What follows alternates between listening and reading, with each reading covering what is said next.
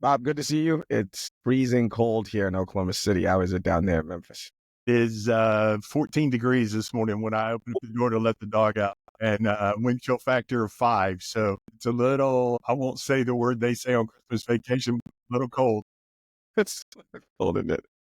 Bob, the- I've been a Verizon Wireless customer for well over 10 years.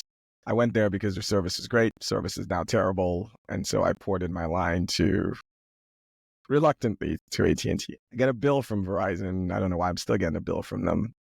But my online login doesn't let me work anymore because my phone's in there. So you have to call. It will not let me get any support because it couldn't validate my phone number. So my options were, it was either going to send me to sales, or I spent 10 minutes, and I did it on purpose so I can like see the pain. I spent 10 minutes sort of going around, and eventually I get it figured out. You and I spend every week, we come out here, we talk about contact centers and customer service. I spoke to a very nice rep. She was fantastic. She took care of me. But it got me thinking, Bob, that when President Biden wrote the executive orders, and he's written a few trying to fix customer service, I was a little, do we want? And I am starting to wonder if it's going to take some governmental intervention. And for those who don't know what I'm talking about, they signed an executive order. There was federal customer experience and service delivery. That was for federal agencies. Then they did more, requiring airlines, for example, to give you cash when you have travel interruptions and many other sort of things. And you and I are not socialists. We're not about the government taking over customer service.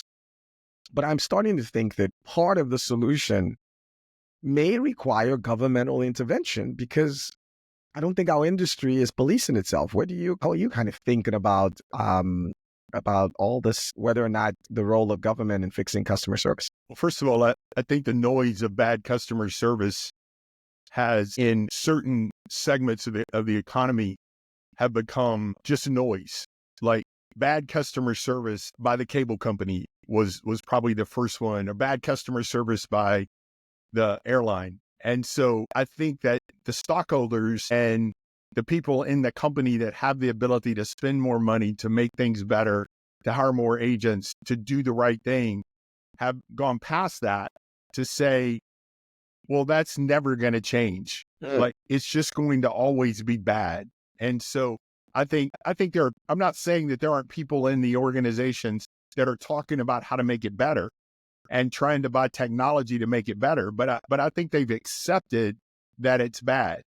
And so therefore, it only makes sense that there has to be some form of intervention to say, here are the minimum standards. And that's really what you're talking about when you say the government's going to come in.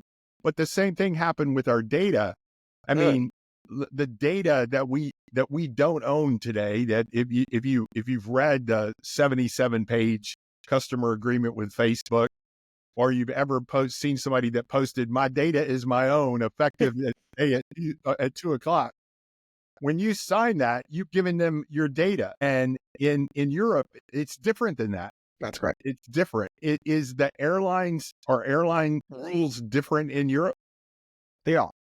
They are. A lot of, I'll give you an example. If I go back to the Verizon story, it took me 10 minutes just to make my way through, because it just wouldn't let me go on. It kept insisting for account number and a phone number. And I would give it my phone number. Obviously, I'm no longer a customer, so we're in this loop. So it ate up 40 minutes of my day. In Spain, that would have cost that company thousands of dollars in fines. So like that gives you like a sense of how again, to be clear, the Europeans can go too far with regulations. For example, they ruined web browsing for me because now I got to select cookies and all of that. I don't know what we've actually solved there. Well, your default is to accept them. So it's confusing enough that it's just okay. Like either ban cookies or don't. But anyway, back to airline deal. Today, one of the things they passed is today, when your flight is delayed and you're stuck in a city you didn't ask to travel to, in a room that you didn't ask to sleep in, there's all this debate about, well, is it an act of God? Whose fault is it? Are you going to get a check? Like, what? That that's not the case. That's not been the case in Europe. The rules of the road are more clear. So it's us also trying to get there. Another example. Can't believe I'm praising the government today. You know, it used to be when you would buy a plane ticket, the thing will say $200. And then by the time you get to checkout, it's $400. And you're like, you know, most people who are listening to this don't realize the reason today when you go search for airlines, whatever that number is the total you pay, was because of governmental intervention. And I don't want government running contact centers. I've called governmental contact centers, but it does say that we are in this kind of place where it is not a how-to. It's an incentive thing. And for better or for worse, there used to be pressure on customer service because there was somebody else who was doing it better. And I don't mean to sound cynical, but I just left Verizon for AT&T. I'm not like the person across the street, particularly on these national brands. They all kind of copy the same practices. Everyone sort of does that. And the consumer is losing its ability to kind of fight back. So we need a little bit of that. But I'll also challenge our listeners, contact center leaders, and those of you who are in and around it to say, what can we do on our own? Because I do really believe this is coming. So whether you like it or not, like the reason the government is getting involved is because you're not doing it. And I get this is there, but like, how can you get to a place? I spoke to the lady on Verizon today and I asked her at the end of the call, she's like, is there anything else I could help you with? And because she says, I have to call back in a month because I have auto pay. So there's going to be a credit balance and they don't automatically send me my money. I've got to call back again. And I said, is there anything I could do so that when I do call back again, not a customer of yours, that this could be easier? And she said, no. I mean, she said all kinds of other things like maybe, and I tried all of that. Then I tell her what I do for a living. I was like, I know how these systems work. I was hoping you on the inside had some press star 2732. And it's not. And she proceeds to tell me like, yeah, there's plenty of people who think they're going to get their check, but you have to call and get it.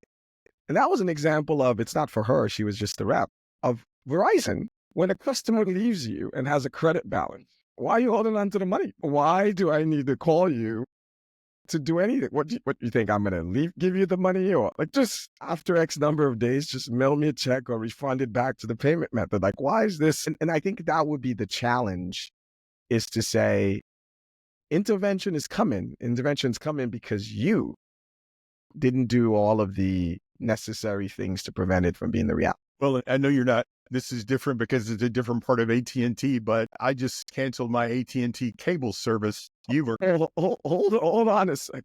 Hold on. You have held on. You were the last guy. You're Vietnam. I've held on. I canceled it, and they owed me $129, and they mailed me a check without me asking for it. Beautiful. So it was an example. Now that you tell me the story you're telling me, I realized that as a customer, I just expected that. You owe me, you have my money. So I've been sending money every month for a long time for you, Verse. Send my money back if you've got too much of my money. Yeah. But I agree with what you're saying. I don't know that we're not past that point of that it can be fixed. And I think that's tied to this unrealistic expectation that technology is going to solve this problem. And technology is going to be what is going to allow companies to give good customer service. Well, Bob, to the point of technology, and I want to go to one more place before we run out of time related to this. I spoke to a reporter a few months ago on an issue shame on me, I'd never thought of. She wanted to ask me about customer service with those with disabilities, people who have disabilities. And here's what I didn't know. Did you know, like most forms, you need a mouse to operate because there's a drop down in the name of efficiency. You have to. Right. And people with disabilities can't use a mouse, the chop box. You have to, and by the way, if you want to call, before you get the honor of dealing with the phone tree jail, if you have auditory issues, like how bad it is. And so everywhere I turn, and so she's writing this article. This is her cause, and she's a reporter to kind of just highlight. And here I was going, my gosh, customer service for those of us who are fortunate to not have these disabilities is horrible enough. Did she talk to you about, but I assume that there's already a law in place about being able to provide access to the handicap. She did. I asked her about that. And what I learned was that the laws are vague. So the law says you need to provide some access.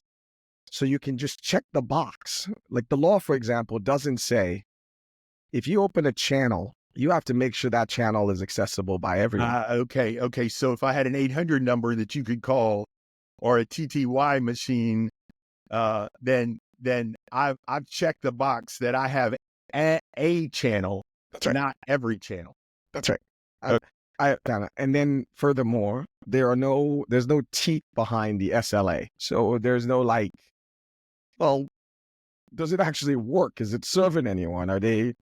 What are the wait times? What are the hold times? So instead, the mechanism ends up being enough people make some noise, and then some agency, some three-letter agency may look into what you're doing. But that is another example where I'm going, my gosh, regulation is coming. And the place I would want to leave it for folks is to say, if there's anything under your control today, and the best way to find out is, I cannot stress this enough, if you're a contact center leader, I want you to make a calendar invite once a month to be a customer of your company. Call your 1-800 number, go to your website, but don't just click around. Try to complete tasks.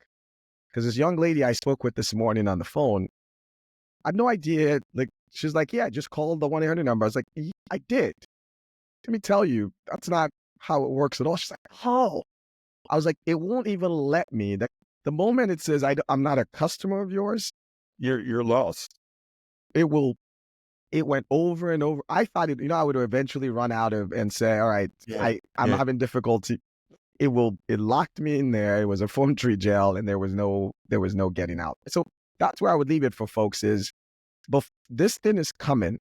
We don't know how big and how small and when, because even, whether it's left or right, for example, the Trump administration and the Biden administration don't agree on much. But for example, this airline business, both of them were for it, and because it's popular. People hate customer service, and so I fully expect, no matter who is in office, there might be varying degrees. I think you're going to see this come to you, and it'll be better off if we reformed ourselves. So let me go just a little step further into the details. So if you're a supervisor at a contact center and things exist in your organization, or you should try to find out things that exist in your organization that are detriments to customer experience, and you should make it your challenge to get those fixed. If you're a manager in a contact center, at a different level where the issues are. If you're a director, you should be getting that information from your managers and your supervisors. If you're a senior director, my point is there are things that we can do, having worked all of those positions. There are things that I could do to fix things, but there were some things that I needed to report up the chain to say, this is a constant problem with our customers. We need to fix this. Great. Agreed. Good place to leave it, because I would hate for the government to run contact centers of every company, but it may come to that. Bob, it's good to see you. And yet again, to our listeners, please, we appreciate the reviews. Continue to keep them coming. Share our show within your network, and we will be back next time. Thanks, Amos. Have a great afternoon. To subscribe and listen to full episodes of the Contact Center Show, go to Apple, Spotify, or wherever you get your podcast.